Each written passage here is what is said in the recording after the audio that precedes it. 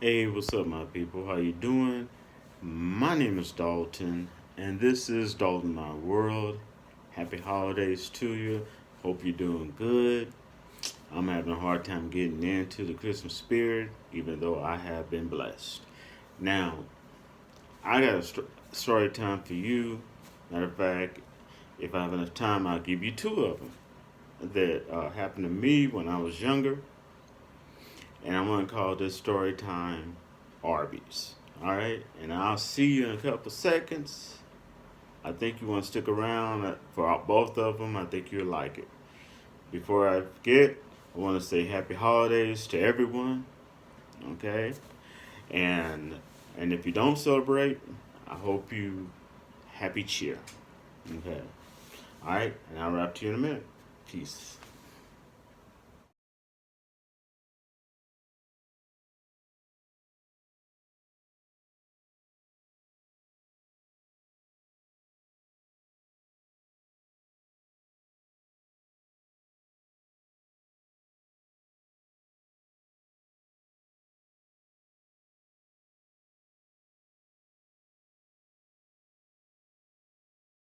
Hey, what's up, my people? How you doing?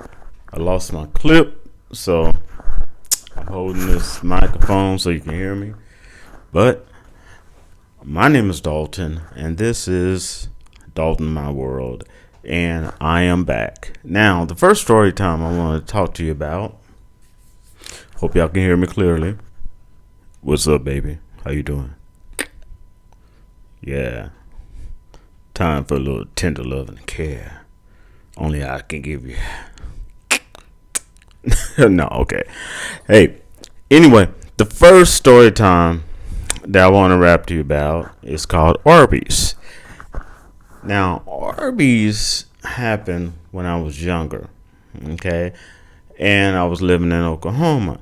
Now, you're going to hear about a lot of places I lived, but you also will hear about Oklahoma because I lived there for like 16, 17 years, part of my growing up there. So, you know, uh, now I was working at Arby's.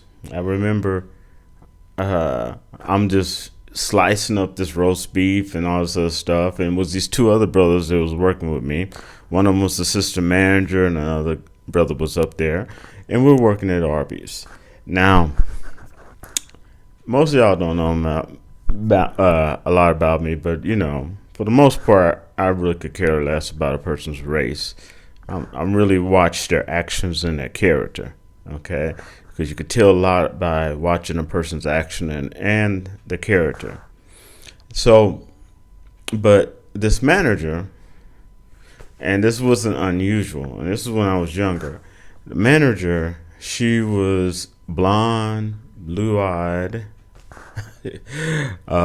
little kind of short woman, and she was just really. I remember she was like Sagittarius. I don't know why I was, because I remember she kept telling me Sagittarius. I'm like, okay, Uh, well, one day I'm just working, you know, and a lot of times I worked two, sometimes three jobs because I didn't have a father figure. Okay, so I had to help my mom, you know, pay her bills. Even when I was living on my own, I sometimes had to work extra jobs because sometimes my mom needed help. Okay, now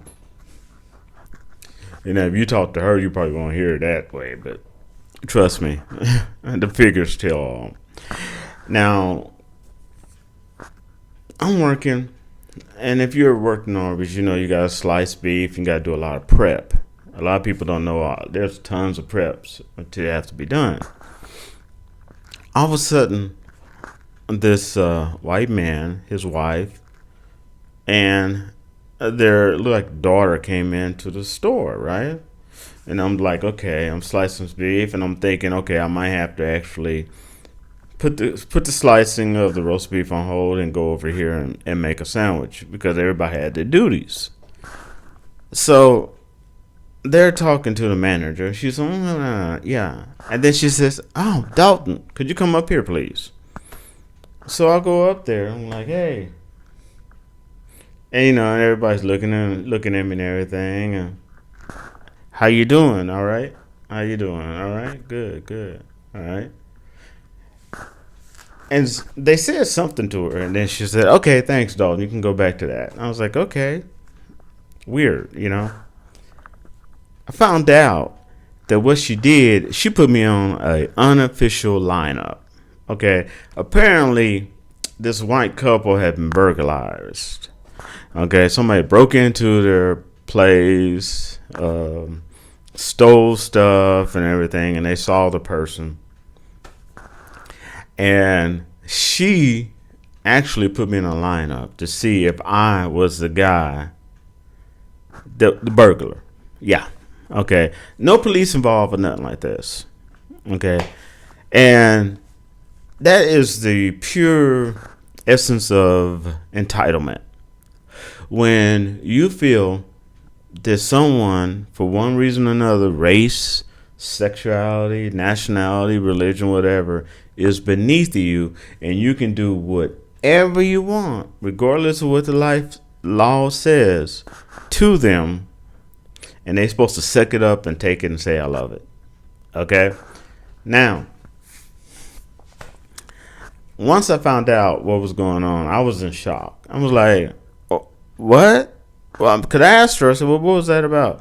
Well, and she even said it around the other two guys, right? Somebody broke in and their house and stole all this stuff, and she didn't, she kind of generalized it. And she said, and they got to look at him, and they thought maybe that was you. So that's why I had you go up there to do that. Now, this tops it off. So the other two black guys, once she leaves, right, for the day, and I'm shocked, I'm hurt. So, and a lot of people always say, well, if it was me, I would do this. You know what?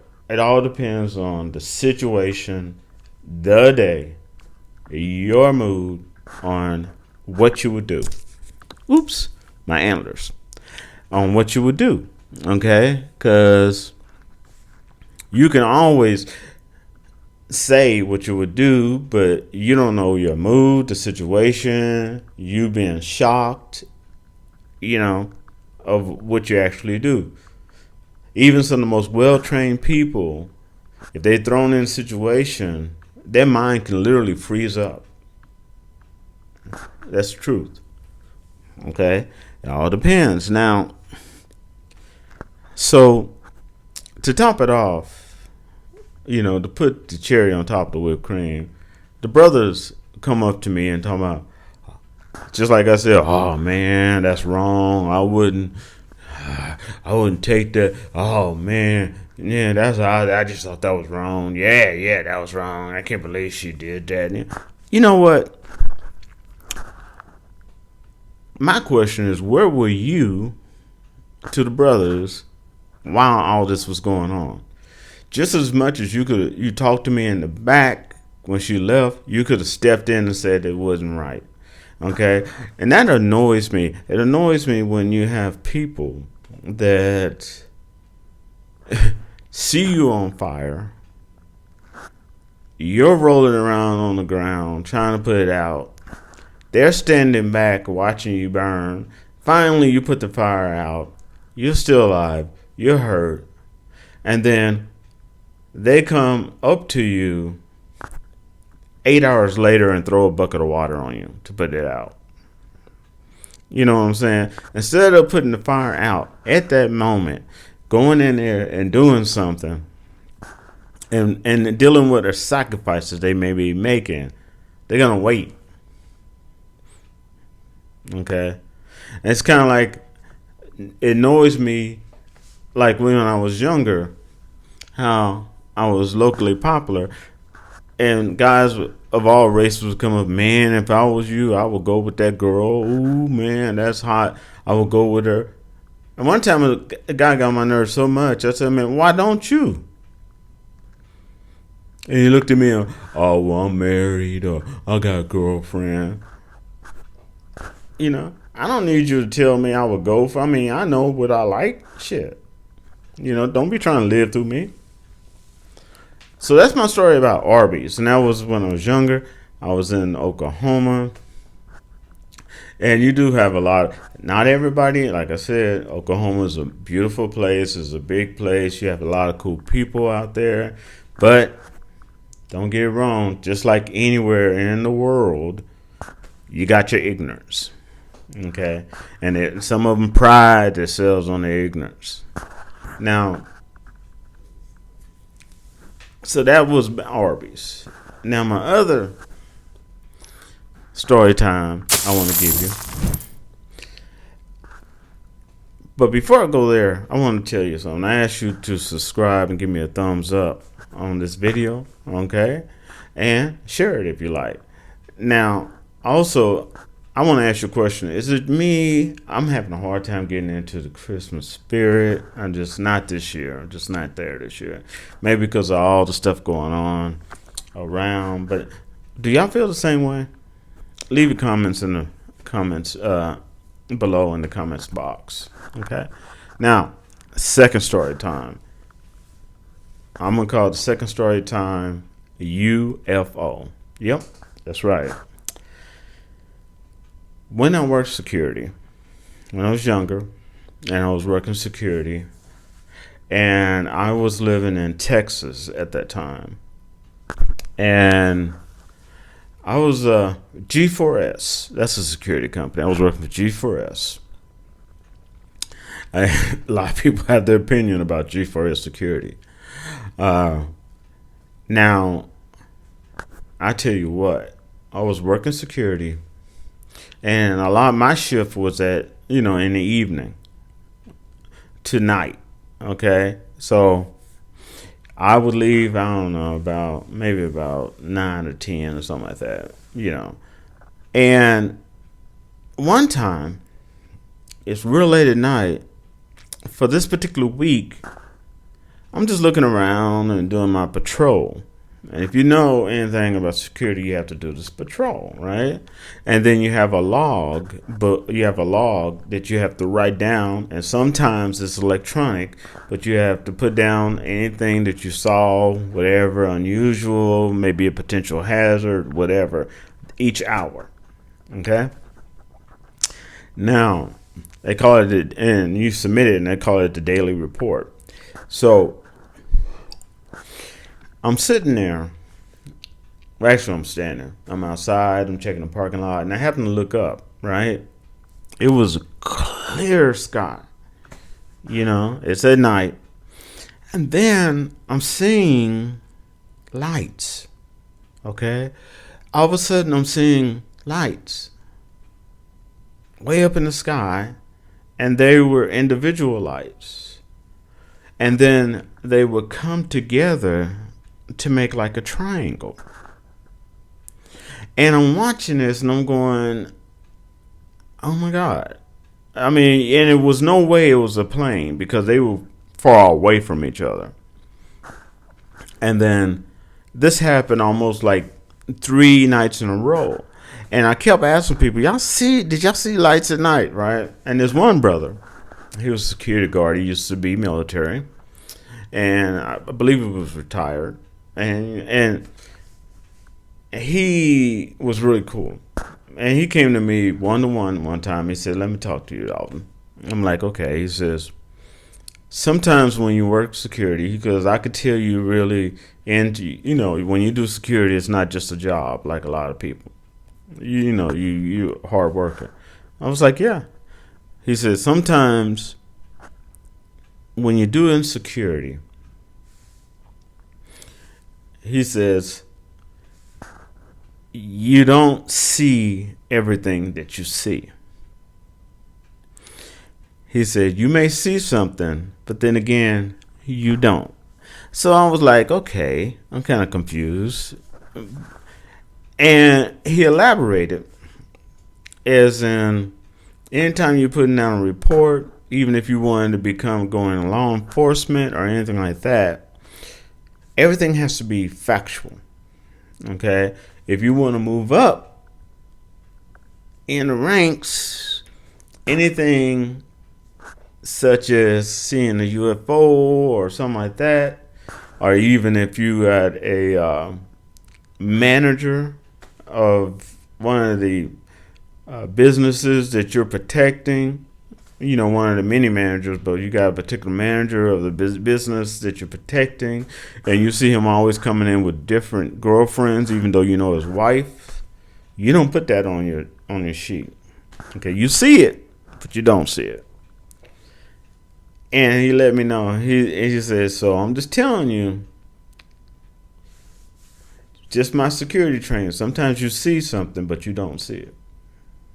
He said, and trust me, it's for the best. So he was letting me know, yeah, there's something going on up there.